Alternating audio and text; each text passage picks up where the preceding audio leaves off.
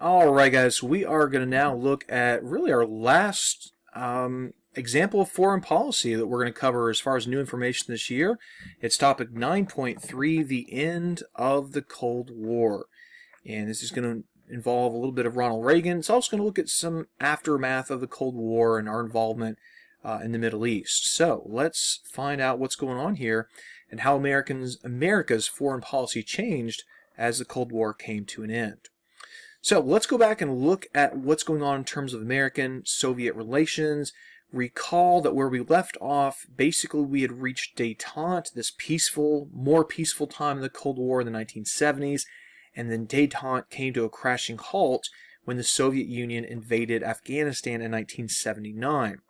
And then in 1980, of course, Ronald Reagan is elected, and he decides to take a much more aggressive stance against the Soviet Union.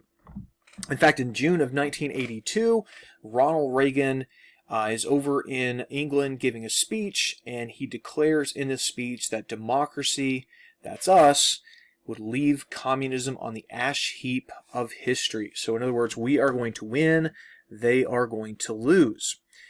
In March of 1983, Ronald Reagan gives a speech in which he refers to the Soviet Union as an evil empire.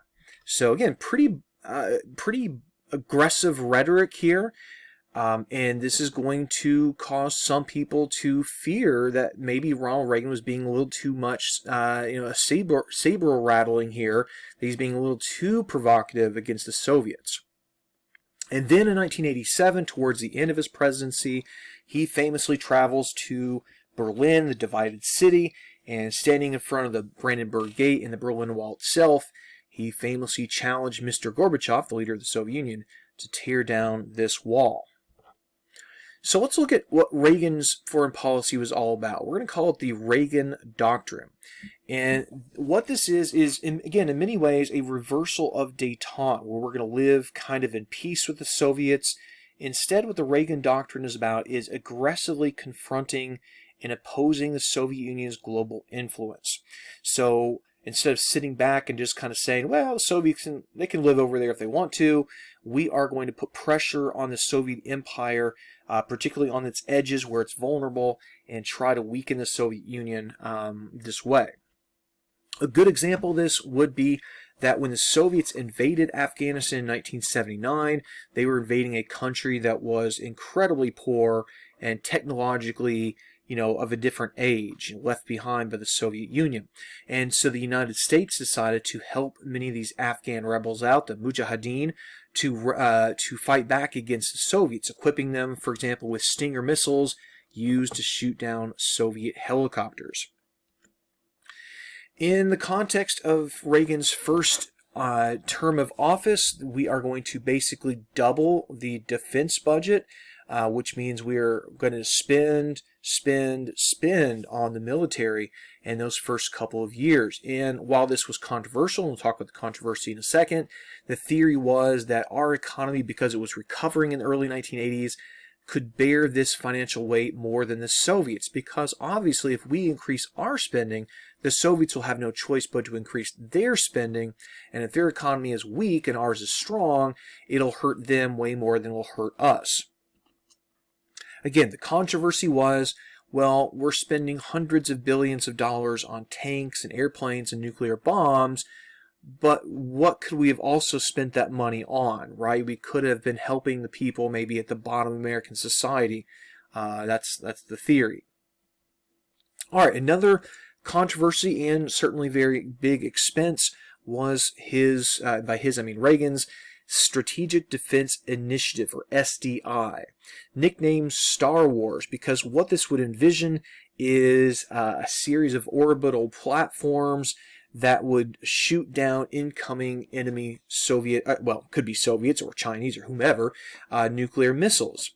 Now, this is technology that today in the 2020s would seem rather advanced, but again, we're talking the 1980s. Think about a computer from the 1980s, how you would not want to use it today, very slow. So can you imagine this being technologically possible in the 1980s? And the answer is not really.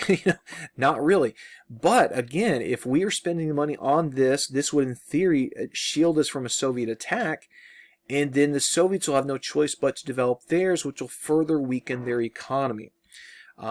Again, this plan, there were many people on the left who mocked this plan and made fun of it as being ridiculous and not effective. But Reagan he stuck to his guns and he said, well, no, we're going to try this because this will force the Soviets to spend that much money on their defense, money they can't afford, which will further weaken their economy, which will further weaken their influence around the world. Now, in 1985, this is halfway through Reagan's presidency, there's a leadership change in the Soviet Union. A man named Mikhail Gorbachev comes into office. He's in his 50s, making him the youngest Soviet leader since the days of Stalin back in the 1930s. And he's also a man from a different generation, one who's willing to embrace reforms in the Soviet Union. The word reform was basically a slander in the Soviet Union. You didn't talk about reforms because reforms imply that your system was not working, and that can't be the case, of course, according to Soviet teachings. So to come out and publicly say, well, no, we're going to change things in the Soviet Union was shocking. And there are two in particular reforms that you would need to know about. The first is something called glasnost. That translates as openness. So the days of the Soviet citizen being told to shut up and don't say anything, don't complain, don't even point out problems, because if you point out a problem, it's admitting their problems, and if you admit a problem, that means you're disloyal. Those are gone. We're going to be open and have more democracy. We're also going to pursue something called perestroika, which means restructuring. This will involve embracing elements of capitalism in the world's most notorious communist countries. So again, these are really big reforms. And Mikhail Gorbachev also turns out to be a good negotiating partner for Ronald Reagan. So Reagan and Gorbachev would meet, and along with Margaret Thatcher, the conservative Prime Minister of the United Kingdom, they would develop a very strong working relationship, and this would lead to major agreements on arms limitations. In 1989, this is shortly after Reagan leaves office, the Berlin Wall falls in West Berlin, or East Berlin, whatever your perspective is. And then just 2 years later, the Soviet Union, the evil empire, is in fact on the ash heap of history, just like Ronald Reagan had predicted less than 10 years before. All right, so now that the Cold War is over, what happens next? And now our attention is going to focus on the Middle East for a while.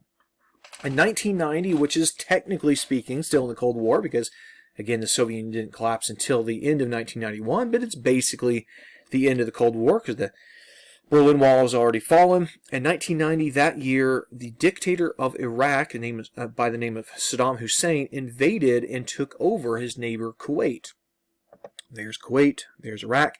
Now remember, Iraq in the 1980s had attacked Iran. This is the whole Iran hostage crisis thing where we were selling weapons to Iran so they could use their influence to get American hostages out of Lebanon.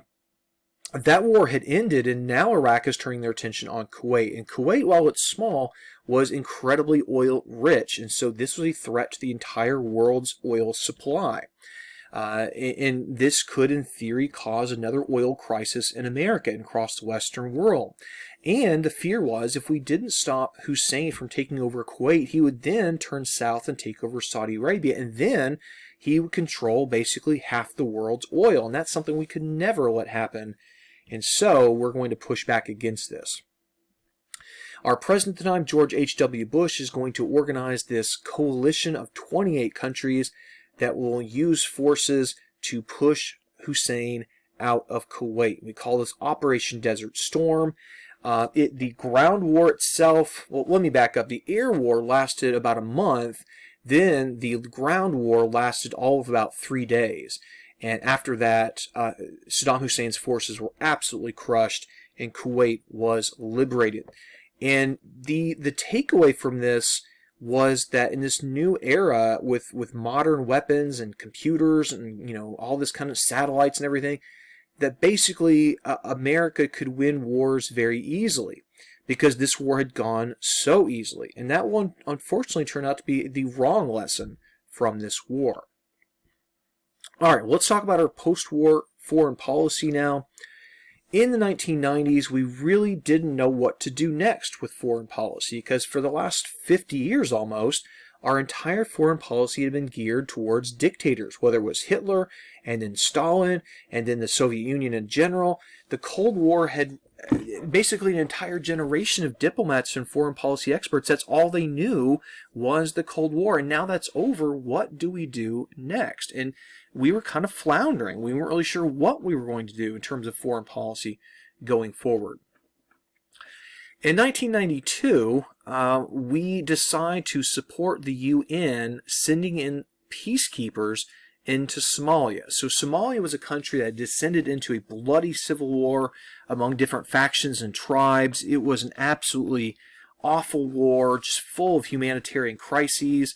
And the U.S. sent in soldiers, again, not to fight, but rather to serve as peacekeepers, to restore stability, to get food back into the country so that scenes like this wouldn't continue to happen. Unfortunately, Americans find themselves caught in between the warring factions. And famously, if you've ever seen the movie Black Hawk Down, you know what happens next. There was an operation to basically seize one of these militants, and in the course of this operation, a couple of American helicopters were shot down. There was a running gun battle on the ground that left 22 Americans dead, hundreds of Somalians dead, and Americans were not happy. We were thinking, well, what in the world are we doing over there? And there were also, visions of the quagmire of Vietnam, that we had gone in Vietnam with just a small number of soldiers, and then it kept getting bigger and bigger and bigger, and before you knew it, we were stuck there. We did not want the same thing to happen in Somalia, and so Bill Clinton, our president in this time, basically says, we're going home. Speaking of Bill Clinton, in terms of foreign policy, we can also point to another bad civil war going on, this time in Europe, and this had to do with the breakup of Yugoslavia. So Yugoslavia had been a communist country, but it hadn't really been an enemy of America. It had been kind of a neutral communist country. It was a country that in many ways was artificial because it was made up of different religious and ethnic groups. And when the Cold War ended and their dictator Josip Tito died, the country began to splinter and eventually fell apart into a bloody sectarian civil war where Christians were killing Muslims, Muslims killing Christians, Serbs killing, Croats, and it was just a big old mess. And to try to bring it into that, NATO engaged in a bombing campaign over Bosnia to try to prevent the bloody civil war from continuing there. And so America is using foreign power there to try to stop that war. We also used the same thing again in 1999, this time in Kosovo, again a part of the former Yugoslavia where there was ethnic cleansing and atrocities being committed. And so once again we used our air power to put pressure on the warring factions to step back. Now you'll notice 1999 is an interesting year because it is 2 years before 9/11. And this is what I meant by we didn't really know what our foreign policy was going to look like. So the Soviet Union collapses in 91. From 91 to 2001, 10 years, we weren't really sure what we were going to do. And so we engaged in these small actions here and there in support of the UN. And then, of course, everything changes on 9/11, and our focus will then our attention will turn to the war on terrorism that you can argue we're still focused on today in terms of foreign policy. All right, that's it, guys, in terms of the end of the Cold War. So key things to remember: think of Reagan and his aggressive foreign policy against the Soviet Union. Think about how the Soviet Union began to collapse, the reforms that were brought about by Gorbachev. And then, of course, what did we do next? Well, we weren't sure. We found ourselves embroiled in some affairs in the Middle East, but also Europe. And frankly, we were kind of floundering in terms of foreign policy until 9/11.